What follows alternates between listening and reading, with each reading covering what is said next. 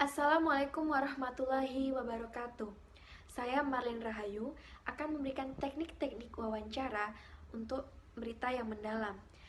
Dalam memperoleh data dari narasumber, salah satunya ialah caranya mewawancarai narasumber secara langsung. Dan ini membutuhkan teknik-teknik tertentu. Nah, berikut teknik-tekniknya. Yang pertama ialah memberikan suasana nyaman dan baik. Ini bisa kita lakukan dengan cara yang pertama melakukan yaitu perkenalan-perkenalan. Contohnya saja menanyakan biodata atau bahkan pekerjaan hingga hobi.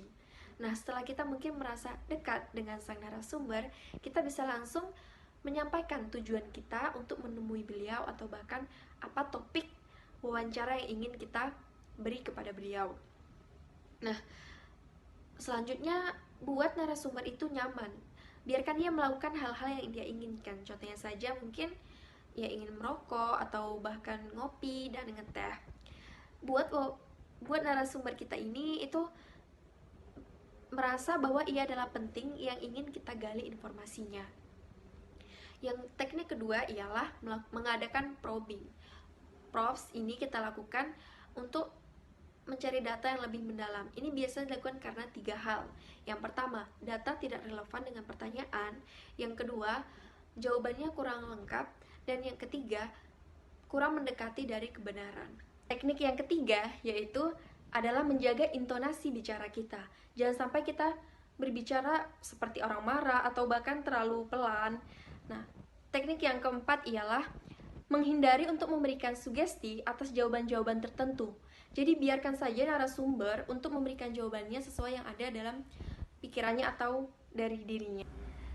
Teknik yang kelima yaitu menjaga kecepatan bicara.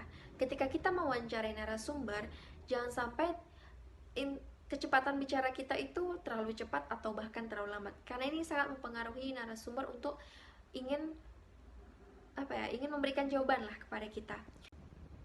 Teknik yang keenam yaitu hindari pertanyaan-pertanyaan yang sensitif. Contohnya saja kita ingin menggali suatu pembunuhan seorang anak. Nah, kita mewawancarai ibunya. Jangan sampai kita menanyakan hal-hal yang menyinggung perasaannya. Contoh saja kita bertanya, bagaimana perasaan ibu atas meninggalnya anak ibu? Wow, itu jangan sampai kita tanyakan hal tersebut. Nah, kita masuki teknik yang ketujuh, yaitu menjaga kontak mata kita dengan narasumber agar narasumber merasa dihargai. Nah, ini sangat penting. Jangan sampai ketika kita mewawancarai narasumber itu mata kita kemana-mana, ke atas, ke bawah, itu jangan sampai. Biasanya ketika wawancara yang baik itu mewawancarainya dengan menjaga kontak mata, itu pastikan mata kita berada di tengah-tengah mata narasumber sini. Nah, yang kedelapan yaitu pewawancara itu harus peka terhadap gerak tubuh ataupun bahasa tubuh dari narasumber. Contoh saja mungkin kita bertanya dengan menyinggung perasaannya atau mungkin mengingatkan dia dengan hal-hal yang sensitif yang ada dalam dirinya, mungkin membuat dia jadi merasa sedih. Nah, ketika dia merasa tersebut dan mungkin ia melakukannya dengan terdiam, kita jangan bertanya lagi, biarkan dia dulu, kita beri jeda dulu terhadap dia, baru nanti ketika mungkin dia sudah merasa baik, kita lanjutkan lagi pertanyaannya. Yang terakhir ialah durasi yang bisa kita gunakan untuk mewawancarai narasumber dalam berita mendalam ialah 1-2 jam. Karena kalau terlalu lama itu akan bertele-tele. Begitupun ketika terlalu cepat, mungkin data-datanya itu tidak akan lengkap yang akan kita peroleh.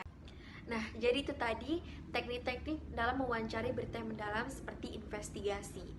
Sekian dari saya. Wassalamualaikum warahmatullahi wabarakatuh.